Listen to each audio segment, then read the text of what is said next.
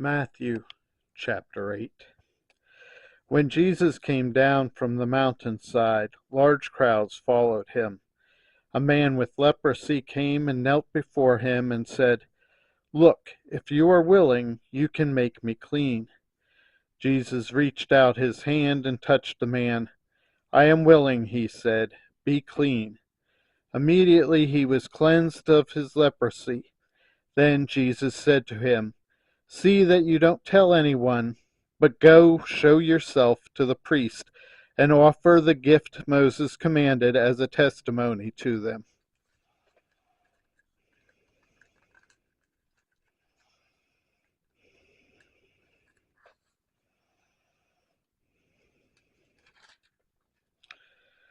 When Jesus had entered Capernaum, a centurion came to him, asking him for help.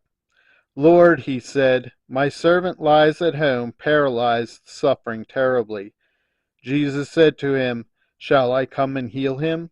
The centurion replied, "Lord, I do not deserve to have you come under my roof, but just say the word, and my servant will be healed. For I myself am a man under authority, with soldiers under me. I tell this one, 'Go,' and he goes, and that one, 'Come,' and he comes. I say to my servant, 'Do this,' and he does it." When Jesus heard this, he was amazed and said to those following him, "Truly I tell you, I have not found anyone in Israel with such great faith. I say to you that many will come from the east and the west, and will take their places at the feast with Abraham, Isaac, and Jacob in the kingdom of heaven. But the subjects of the kingdom will be thrown outside, into the darkness, where there will be weeping and gnashing of teeth." Then Jesus said to the centurion, "Go, let it be done as you believed it would." And his servant was healed at that moment. When Jesus came into Peter's house, he saw Peter's mother-in-law lying in bed with a fever. He touched her hand, and the fever left her, and she got up and began to wait on him. When evening came, many who were demon-possessed were brought to him, and he drove out the spirits with a word and healed all the sick. This was to fulfill what was spoken through the prophet Isaiah. "He took up infirmities and bore our diseases." When Jesus saw the crowd around him, he gave orders to cross to the other side of the lake. Then a teacher of the law came to him and said, "Teacher, I will follow you wherever you go."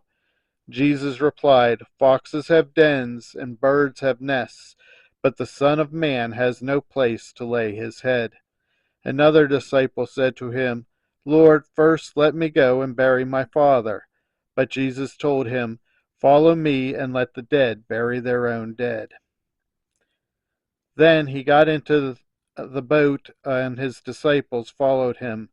Suddenly a furious storm came upon the lake, so that the waves swept over the boat. But Jesus was sleeping. The disciples went and woke him, saying, "Lord, save us, we're going to drown." He replied, "You of little faith, why are you so afraid?" Then he got up and rebuked the winds and waves, and it was completely calm. The men were amazed and asked, "What kind of man is this?